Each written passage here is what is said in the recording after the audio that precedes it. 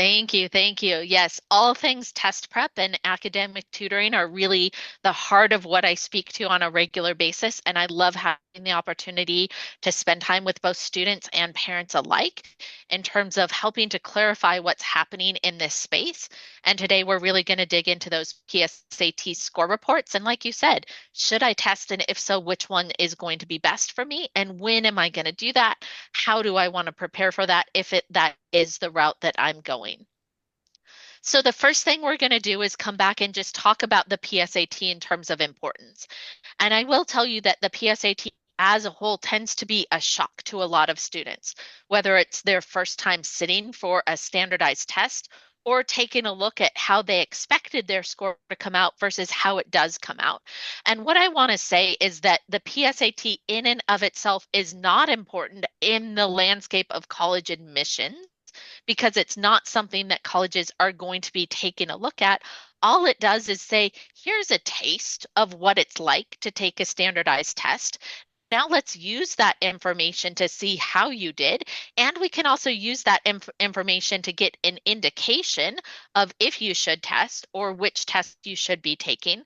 Again, it does work when students are taking it in October of their junior year and their junior year only.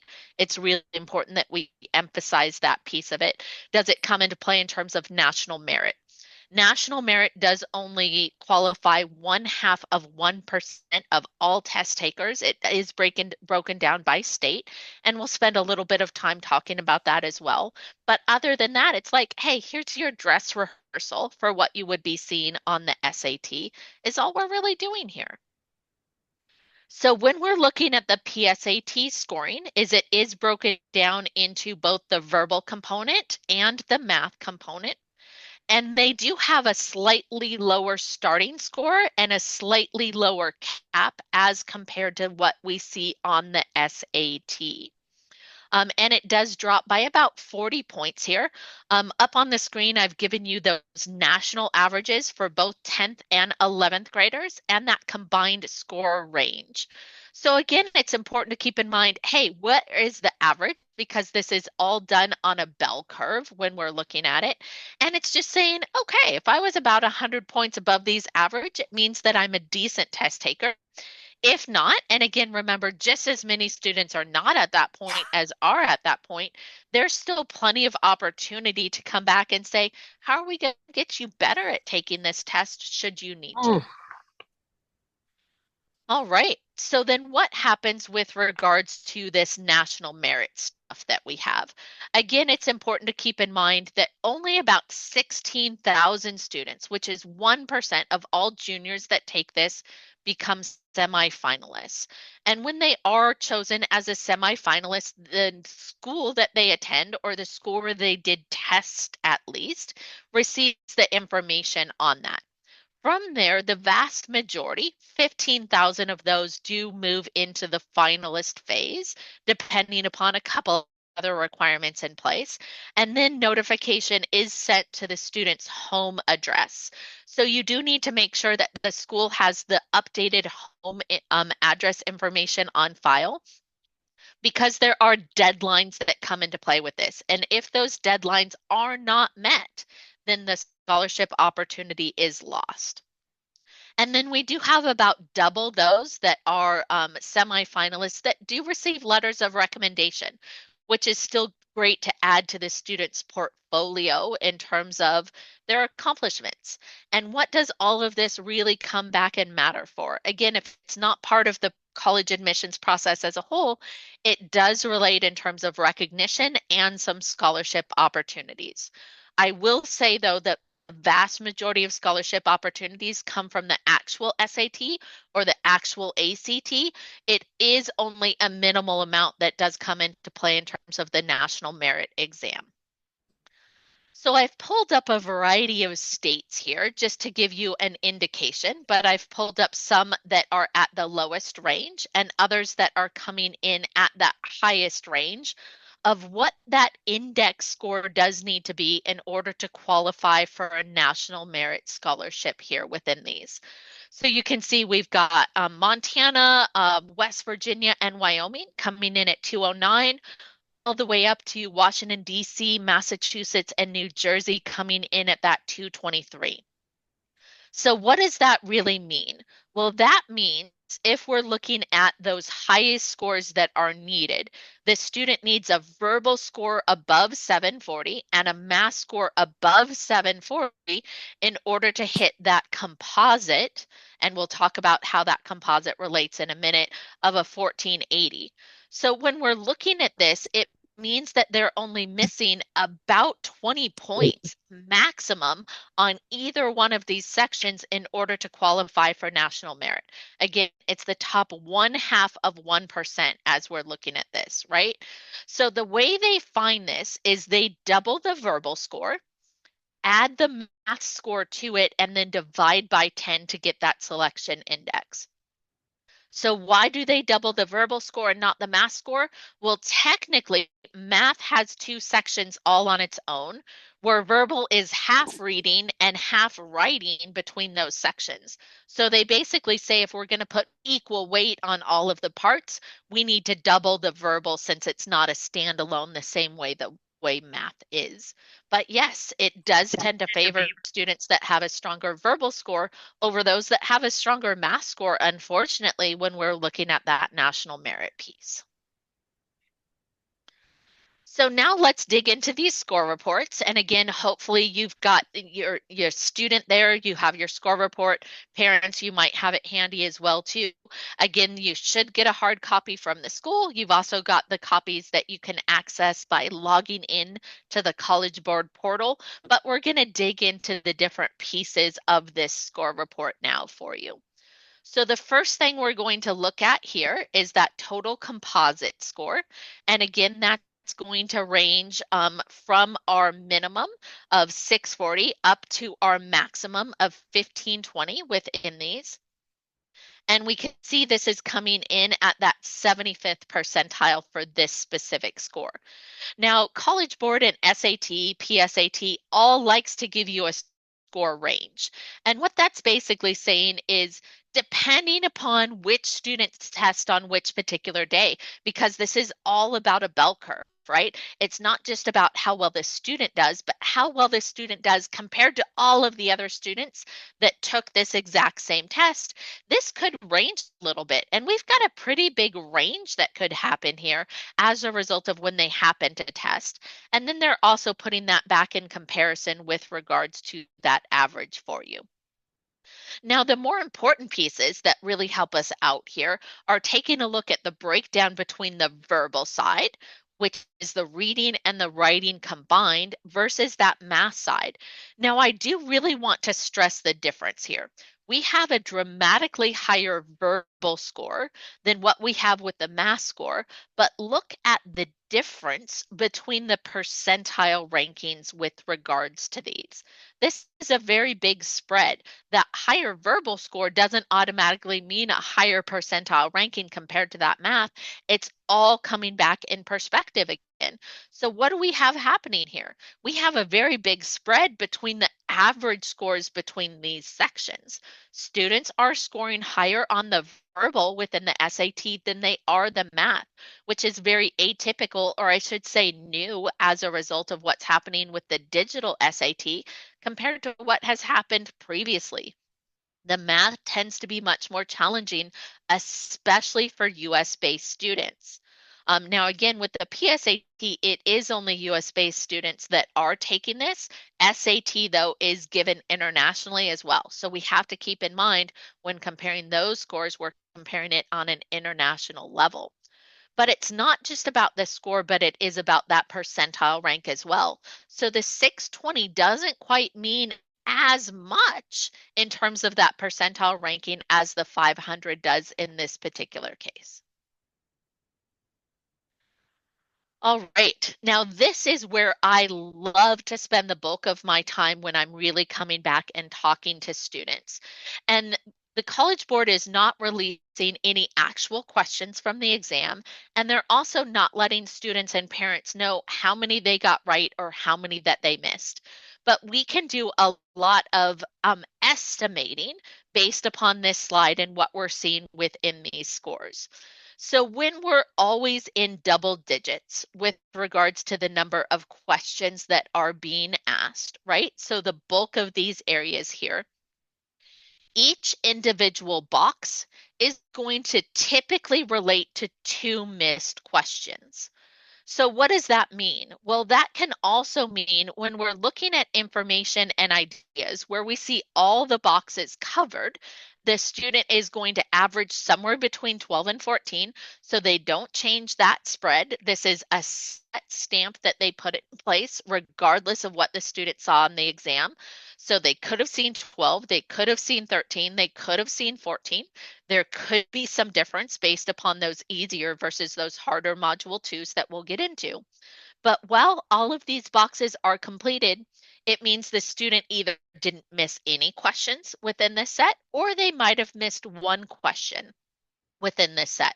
When we're moving over to the algebra side and we're seeing this one empty box over here, that's telling us that we know or fully expect that they missed two questions. It might have been three though, because again, we're not ever going to take away part of a box. So we don't know if it was two questions that was missed here or if it was three. As we start moving into those other groups, where we can see that we have fewer questions that are coming into play, you pretty much have to equate a box per question as you're moving through these in terms of determining the accuracy.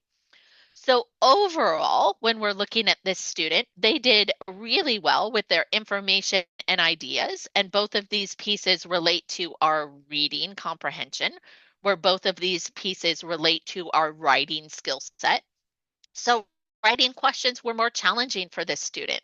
So it helps us come back and say, where do we want to put together a plan of attack on how we're going to go through and emphasize these questions? Now, I do want to point out another piece of important information here when I'm looking at this. And for a minute, I want us to compare the advanced math compared to the geometry and trig. Now, if you're looking at this strictly in terms of boxes, it looks like they're fairly equal. So most students would come through and say, I need to spend as much time working on my advanced math as I do my geometry and trig. But we have a very different weight or distribution of questions coming into play. And you can technically even put problem solving into that as well. Because the advanced math types of questions are tested almost double of what we see of either one of the other two categories, the student's going to have a much bigger return on investment of their study time by working on those advanced math questions over those problem solving and data analysis questions and over those geometry and trig questions. So we have to make sure we're emphasizing that return on investment of our time and saying, yes, we need to spend more time on our standard English conventions than we do our expression of ideas, regardless of what that distribution of accuracy happened to look like. So really make sure and pay attention. Don't leave those more heavily tested concepts on the table, moving on for lesser tested concepts until you have mastery of those that come up most frequently. All right, so now we can also see where this National Merit Index is coming into play, and the score reports are nice that they give you that clear number in terms of its relation. In this particular case, again, we can see that they doubled that verbal score of 620, added that math score of 500 and divided by 10 in order to get that selection index. So again, national merit is extremely competitive, top 1/2 of 1%, right?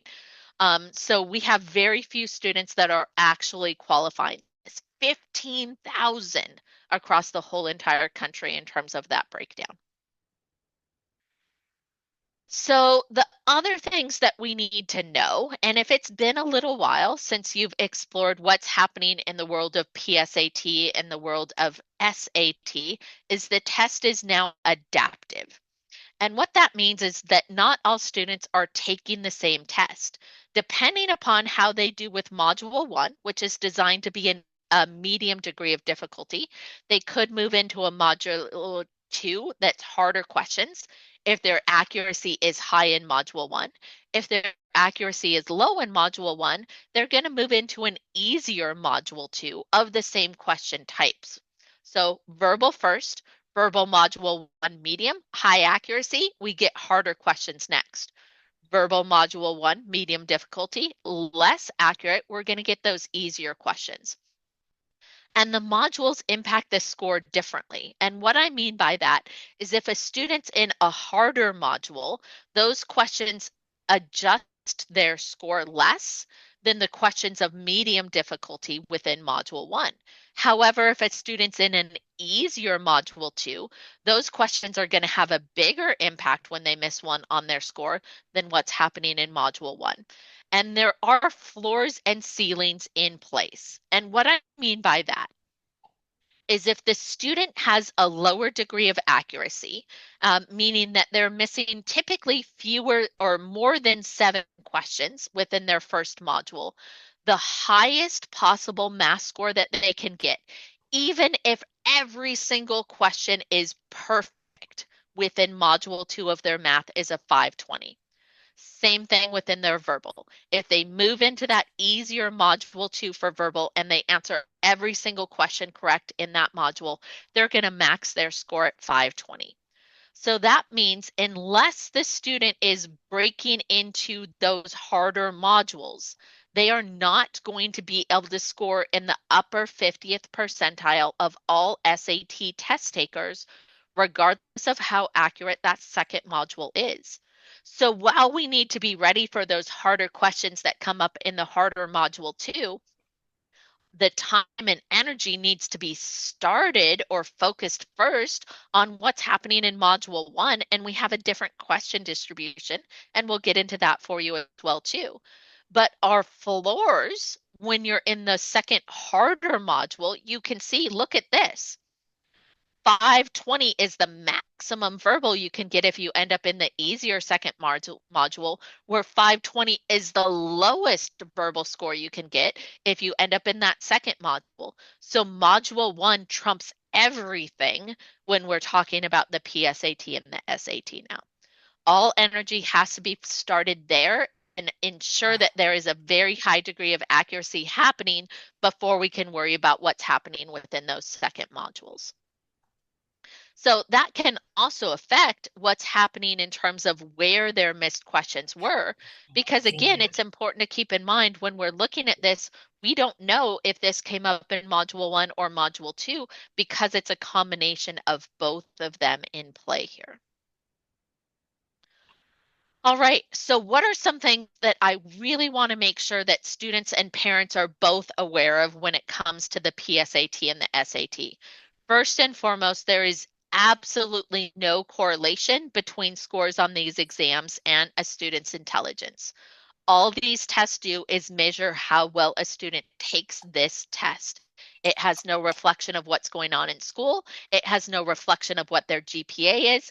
In so many ways, it has no reflection on their aptitude or their success at college even. All it does is say, do you know how to speak the language of this standardized test?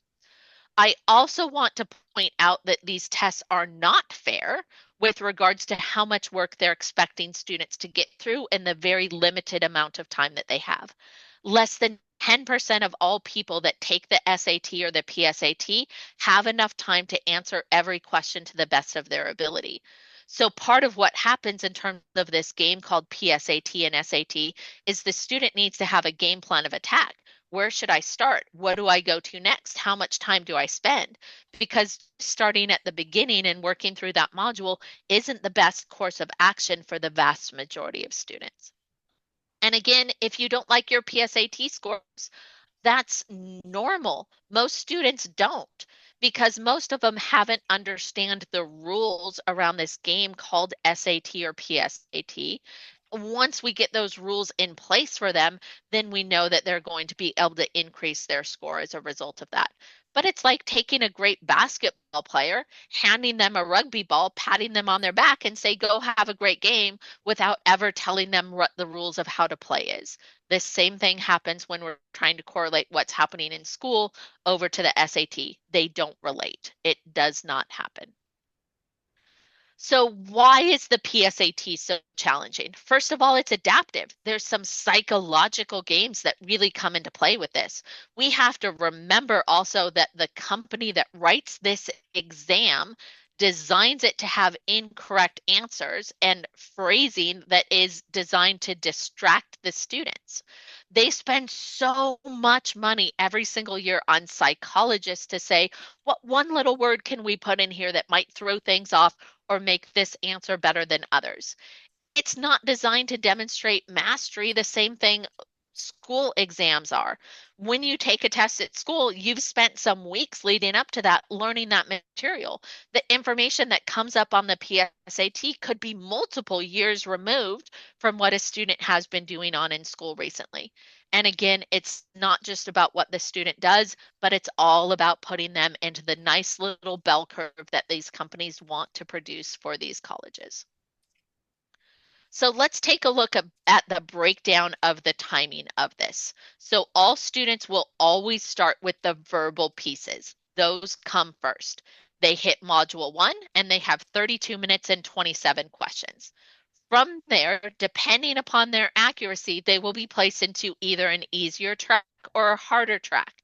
Now, I want you to notice that if they're placed into that harder track, it means that they have less time per question, even though the questions are harder when we're really looking at this, right? Because we're increasing that difficulty, but we're not giving the students more time as a result of that, right? If they're moving into easier ones, then it could feel a little bit calmer, but we're really pushing their intensity and we're pushing their focus and we're pushing what caliber they have to be working at across the board at an increased level throughout this whole exam.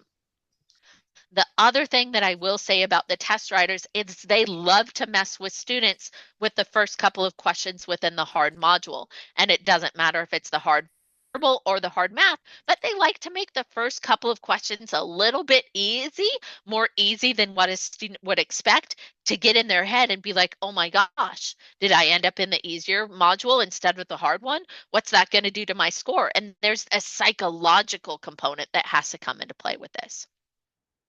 So students move from both of their verbals into their 10-minute break. And again, this is the only break time in place for students. It's the only time they can have a drink, get a quick snack, use the restroom, any of those other pieces. Other than that, they're seated with their computer going at full force throughout the length of this exam. So then we move into those math pieces. Again, we have either an easier module 2 or a harder module 2, depending upon that module 1 performance. But it is always both verbal followed by both math. So we can see that those students are going to be a little bit tired as they move through the exam. With that math coming later, it's going to weigh into the favor of those stronger math performing students because they get to rely on that when their brain and body are a little bit more tired, where that verbal coming up first, students are more at their prime conditioning within those components as well. So this gives you a breakdown of the difference between the modules, module 1 and both of the modules 2 within the reading and the distribution of the questions. And what happens because this test is adaptive is students have to be more prepared for a variety of things because of this. Module 1 tends to be much broader in terms of there's a wider range of the questions that are asked, but it's much shallower. They're only asking a minimal amount of questions across the board with that. When we move into module 2, that's when our focus becomes a little bit more narrow, but we have to move more deeply within that. And notice that the more difficult questions, those that require more analysis, coming into play with potentially our author's purpose, our charts and graphs, we can see that there's a difference when and how those questions are being asked. Our functions questions, our dual purpose questions. So what are they doing here? They're saying, okay, we're putting more main idea into that module one. You have to have main idea down in order to master module one, but at the same time, you're not going to see it anywhere near as much later on. They're swinging that degree of emphasis of what they're doing, which is why I'm saying they have to be so much more broad and deep as a whole in order to perform well on both of the modules while they're moving through. Writing and language, we can see big swings in our punctuation, in our verbs, in our author's purpose. And while any question in writing has the exact same point emphasis when we're in the same module, a punctuation question moves so much faster than a research-based question. A verbs question can move so much faster than a modifiers question. So it's never a one for one, and we always want to come back and help this put in that plan of attack of saying, what's best for me and how am I going to use my time accordingly? For example, writing questions come after reading questions in both of the modules. The vast majority of students tend to do better on writing questions because there's more concrete rules in place and they can move through them faster. So what does that mean? Most students should be starting later on in the module, skipping the first few reading questions, finding those writing questions, continuing on and looping back around. That's going to be a more productive use of their time and things that we can dig into based upon what we're seeing with regards to that score report. Math, we can see a big swing here. I do want to emphasize that regardless of which module you're in, functions become extremely important. Students have to have functions down. The other thing I will emphasize when it comes to SAT and PSAT math is it's very conceptual. It's very analytical. It's very application heavy. There's minimal questions where it's compute this, solve this, find this. Instead, it's this very abstract thing where students have to have very strong, flexible thinking and abstract thinking in order to perform well on the math on this exam, because it's not just a find X or plug this in or do this computation. There's so much analysis and application that comes into play with these, where students spend a lot more time trying to decipher the question and their job within it than they do spend actually on the math components themselves. So when we're looking at the breakdown of those categories that are showing up on your score report, again, I do want to emphasize here that you have two main buckets for your reading: craft and structure, and your information and ideas. And I'm giving you the types of questions that College Board is putting into both of those buckets for you. Moving into our writing, we have our standard English convention, which is all of your grammar rules, followed by your expressions of ideas, which are transition-based questions and ones that the student in terms of the test, not the test taker. But they'll say a student was taking notes on the following topic and took these notes. Now they want to present this information in this particular way, where it's very application heavy. When we're looking at the math, we do go algebra 2, statistics, geometry, and trig, all coming into play in terms of topics that students have to have down in order to perform well here. And again, not just in terms of computation, but in terms of applications as well. So we get questions all the time. Well, what about the ACT? It is a very, very, very different exam than what students see on the SAT and the PSAT. ACT has 4 sections. Each one is a standalone on its own. It goes English, math, reading, and science. I do want to point out that science on the ACT is not biology, chemistry, or physics. It's reading using charts, graphs, and data as part of that reading.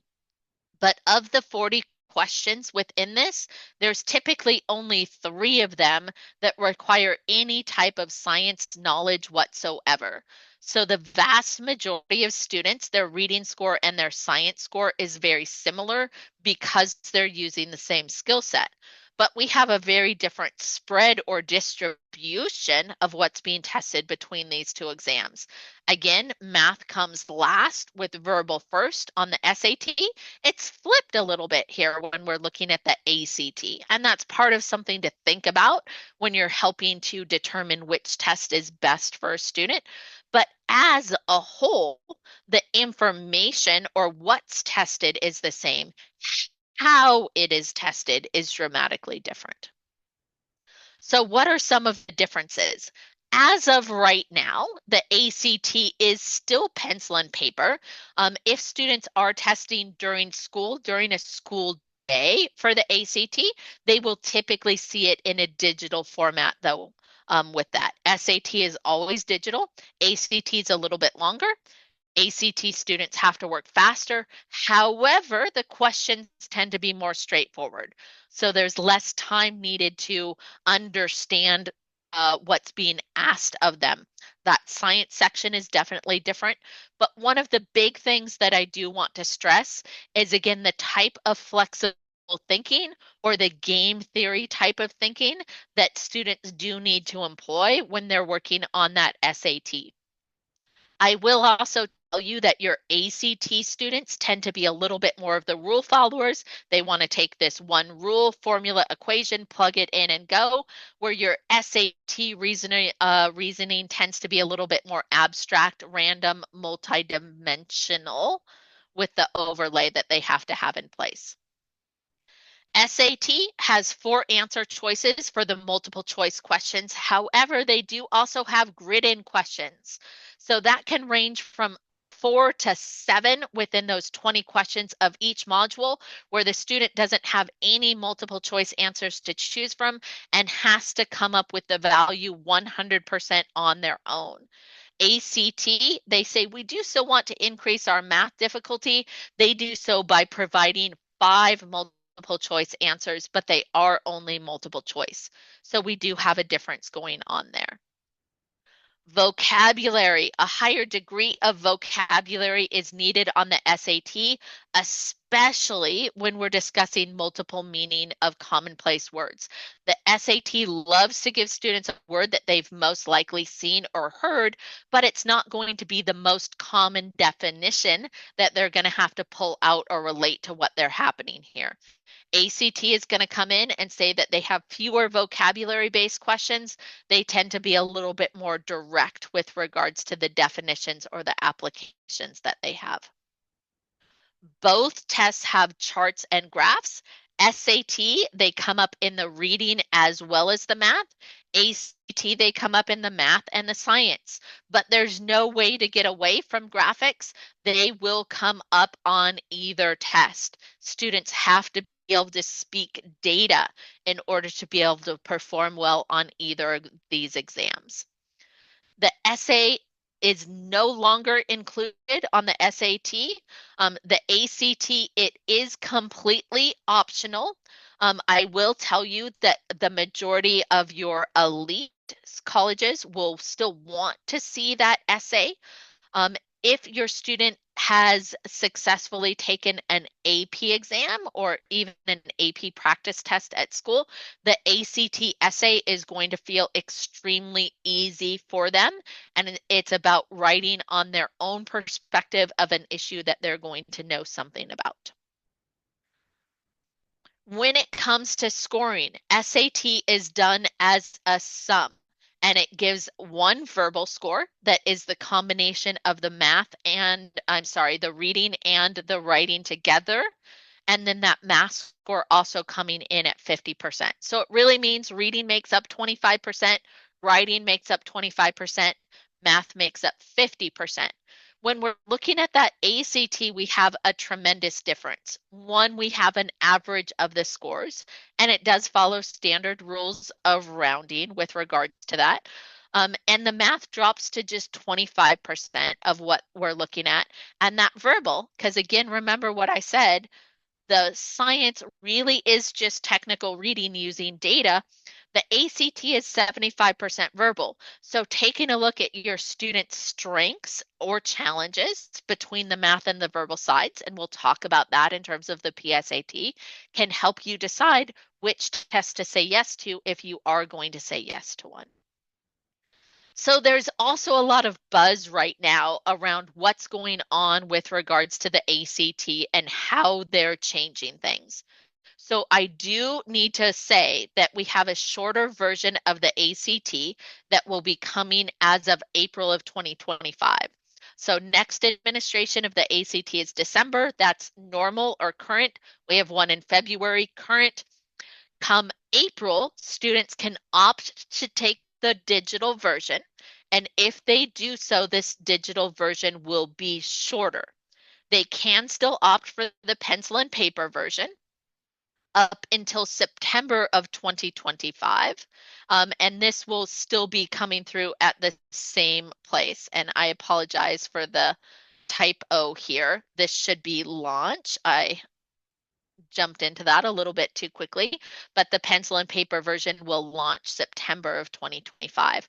For any students that are taking the ACT in school during a school day rather than one of the 7 national testing days, that's not happening until a year and a half from now. So what's happening with regards to these changes? How are they making it shorter? Well, the ACT is moving to what they call a core, which means it will only have the English, math, and reading portions that are coming into play with that. Then they will have 3 optional versions. They can include science, they can include writing, or they can include both science and writing as part of what they're doing within the exam. And we'll talk about which students should be doing this versus which students do not need to be doing this, depending upon what their college goals are. So what else is happening? Well, the English, they're going to shorten. They're dropping from 75 questions down to 50 questions, but they're only taking away 10 minutes of the time. So students are actually going to have a little bit more time per question when it comes to the English. But I do want to reiterate, fewer questions means a steeper bell curve. So it means the students have to be even that much more accurate. Math is also dropping, but it is a 1-for-1 here. So they're not giving the students any more time per question when it comes to the math. One of the nice things they are doing, though, is they are going to be dropping to just 4 multiple choice answers to choose from, keeping it all in as multiple choice. Reading is actually getting a bump here for us. They're going to be giving students 5 additional minutes over what they are right now, and they're only taking away 4 questions. So fewer questions and more time is going to make a very big impact in terms of that reading. Science, they're going to be adding 5 more minutes to that as well too, but please remember again that it is within the optional piece of that. So let's talk about what this perspective really means. If students are looking at selective or elite schools, everything these schools are saying right now is that they're still going to require the science section. So students are going to want to take it and they're going to need to do well on it. I also need to reiterate, shorter does not mean easier. Shorter means a less endurance. Shorter means less focus time. However, again, fewer questions means a steeper bell curve. So each question that they happen to miss is going to have a bigger impact on their score for those sections that are moving to fewer questions. So what about the pencil and paper versus the digital? Well, that is an option. The vast majority of students believe and feel that it's easier to engage with the test in a pencil and paper style because they can have active pencil with it. They don't have to be scrolling. Everything is right next to each other. They can use their pencil, mark up, circle, underline, do their math, whatever they need to do. It helps the brain stay engaged when they're able to active pencil. However, if there are students that struggle with regards to their attention or their focus, they could definitely benefit from the online format because they're only going to see one question at a time, and it's easier to say, this is my job right now, and not get distracted or overwhelmed with everything that's going on there. And then I do want to reiterate, regardless of which test the student is taking, we do want to emphasize that as soon as they complete their second year of algebra, that is the best time to start their prepping. So for the vast majority of students, that really does mean the summer in between their sophomore year and junior year. So let's talk a little bit about the timeline to have in place here. Again, assuming that we've got a lot of 11th graders in here, if we're talking about PSAT, probably some 10th graders if they have the opportunity to participate in that. So what should be going on right now? Again, if you're still finishing 10th grade, what's important? Please, please, please focus in on your grades. There's nothing more important than your grades in 10th grade. You also want to pick a couple of activities that you're participating in. Colleges would rather see you deeply committed to two activities rather than spread all over the place or changing what activities that you're involved with. If you're in that Algebra 2 right now, again this summer, we want to go ahead and start that prep, keep up with those activities that you're passionate about. And I'm going to warn you right now, and I'm sure the juniors in the room can also testify to this as well. Nothing is more intense academically than what students are going to encounter in their junior year, assuming they're taking the rigorous course load that colleges are looking for. They've got multiple APs, they've got multiple IBs, they've got a very packed schedule with regards to the homework that's coming into play as well. So those students should be taking, again, an official SAT or ACT fall no later than up through March. I do strongly caution SAT families about avoiding the May test date because it does overlap with those APs and IBs. I also strongly caution taking that April ACT because, again, you're just butting up against those other exams that are one and done for you in school. So if you are a current junior, then I'm going to highly recommend that you look at taking either the SAT in December or March, or you're looking to take the ACT in December or February. Get one official attempt in before the spring intensity does start kicking into play for you. I also need to stress that the GPA in the junior year is what colleges look at above everything else. It is going to show the students' grit, determination, resilience, work ethic of what's happening there and how they're going to correlate that to their success in college. Moving into the summer, again, you want to start working on your application essays, complete your visits. This is also a great opportunity should you need to test again, get in some prep this summer while we're not competing with those academics in school and test again in the fall. Work on your letters of recommendation as you're heading into 12th grade, and then make sure that you're having family discussions about this early action versus early decision versus regular or rolling applications. What's going to be the best plan of attack around the application strategy for each student, because this does vary tremendously. And then I do want to spend some time here with us talking about the difference between test optional and test blind. Generally speaking, you've got some schools in California, you've got your UCs, you've got your Cal States that are test blind.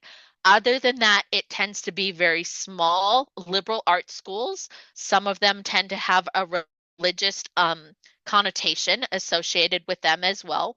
But these colleges will not look at scores, even if they are sent when it comes to admission. Now, I do need to specify here and make sure that this is understood. Say you're applying to a UC and there's a particular major at a particular school that you're looking at that happens to be competitive. To look at those majors, the colleges are encouraged, allowed, and almost every single time will look to your test scores to see if they will accept you into that major as an entirely separate course of action of accepting you into the school. We work really closely with a lot of admissions officers within the UCs, and this is something that they really want to stress with parents in terms of the difference here. They're also used in terms of placement. For example, if a student doesn't get a 31 on the English section of their ACT, then the student could very easily have to take a remedial or below 100 level college class as part of their onboarding within the UC system. So there's more that comes into play with these scores besides just saying the school isn't going to look at it with their when they're test blind. Now there are other schools that really are test blind that says that say they do not look at it at all. So make sure you seek that clarification. When it comes to test optional, that's saying, hey, we're expecting students to demonstrate their academic curiosity by participating and prioritizing testing and scores, but that doesn't mean it needs to be for everybody. If a student isn't going to have a competitive score, then they want to look at test optional. But what has happened because of these test optional schools is the students that are sending in the scores are in the upper 25% of what the college has historically seen of test scores sent. So these colleges that have gone test optional, we're seeing them increase and increase and increase little bit by little bit along the way of what a typical submitted score is for these schools. So in lots of ways, these colleges are inflating, buffering, supporting, bolstering their admission data by that increase that's happening along the way. They're becoming more competitive as a result of the testing optional. It's also important to keep in mind that there's so many merit-based scholarships that come into play that are going to need either an SAT or an ACT. So for the vast majority of students, if you're looking at schools that are test optional, we want you to strongly consider that being test recommended because the school is going to want this data point that they're comparing across the board. But there are exceptions to that, and it's important to have that conversation about what students that relates to. So now how do we say yes to the right test? First and foremost, every single college in the US, it doesn't matter if it's in-state, out-of-state, public, private, military, or otherwise, every single college gladly accepts the SAT. Every single college gladly accepts the ACT, unless they're test blind, right? Without any preference points. There's not a single college that wants both. There's not a single college that is going to care which one you take. And the vast majority of them are going to allow you to super score. And what super score means, it's that you get to mix and match your best performance on different sections of the test over multiple official testing dates. So say I'm going to go into December and I'm going to take the SAT and I'm going to focus in on the math piece because that's a higher score for me right now for my PSAT. And I lock and load that high math score in the December exam. Well, then I can come back for March and I can focus all my study time on the verbal side, take the SAT again in March, and lock and load that verbal. I don't need to get my highest math score and my highest verbal score from the same sitting. I get to get them from two different sittings. Same thing happens with the ACT, but they treat all four of those sections as their own thing that students get to lock and load. So now, as you're looking at that PSAT score report, here's some important things to keep in mind. If that verbal score is 70 or more points higher than that math score, that is normally a very good indication that the student is better suited for the ACT. Now, why is that again? Well, we have to remember that the ACT is 75% verbal and only 25% math. So it makes sense that if we have that strong verbal skill set to take the test that's going to reward that strong verbal skill set.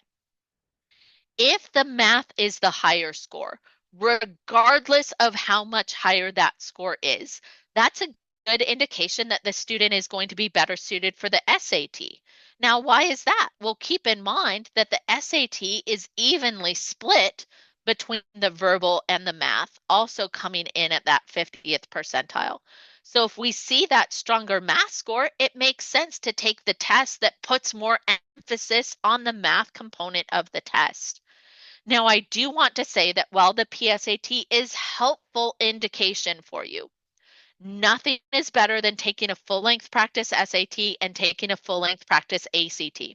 At Learnfully, we also have a hybrid test for you, and it's just over 2.5 hours, and it alternates between SAT and ACT sections in smaller bite-sized pieces and lets us compare apples to apples in the same sitting. And that's something that we can really use to help you come back and say, the PSAT gives us an indication. Let's make sure that that's the case without having to sit for two full lengths on two different weekends moving through that. So we're here for you. We want to support you. We want to help make sure that you're saying yes to the right test. So if we look at this example score report that I have again, we can see, look at this, man. This verbal is so much higher than this math. It's 120 points higher. So if I were looking at this particular student, it's telling me that that ACT would probably be a better test. Now, again, if my math was coming in here at that 640 and I'm registering above a 1250 on my SAT, sorry, that's not a percentile, that's a total score. If I'm 1250 or higher in terms of my composite, it also tells me that the way the SAT is written resonates well with how the student is thinking. And so the SAT could be a better fit, even if we don't necessarily have the same type of spread. So lots of different pieces to look at here with the puzzle. So now what? There's three questions I want you discussing as a family to discuss here with Kevin at Learnfully, or please reach out to me as well as your test expert within this space. First question is, which test do I take if I should even take one? Okay, once that's decided, what's the right testing timeline for me? We tell all families and all students it's really important to put two official test dates on your calendar. We hope that you're one and done, but that's not the case for most students, and we want to take advantage of that super scoring. We also never know when you're going to wake up feeling like you just got hit by a Mack truck. I will tell you that I've sent multiple tutors to take official exams as well too, to take a look at what's happening with the test. And there's situations where the proctor might let people vote on whether or not they're having a break, which they shouldn't do. The proctor could be laughing or answering the phone. There's even been situations where the power was out, which meant the heat was out, which meant the lights were out, which meant pencil sharpeners didn't work, and students were still having to test. So we always put that second test into the timeline as that buffer, as that just in case. And then it comes back and says, how should you prepare? Well, that really depends upon what type of learner this student is, how self-motivated they are with regards to this, or if they need additional help with that. How much score improvement do they need in order to make themselves a competitive applicant? And these questions are not going to have the same answers, even for students all in the same grade level or taking the same classes. We also need to look at when their sports seasons are or when their extracurriculars are. So there's lots of discussion that should come into play to put these three pieces together. So again, I've got my contact information here for you. I've got Kevin's contact information for you. Make sure that you're following us here at Learnfully on all of our social media outlets as well. But let's go ahead and let's spend some time and open things up for questions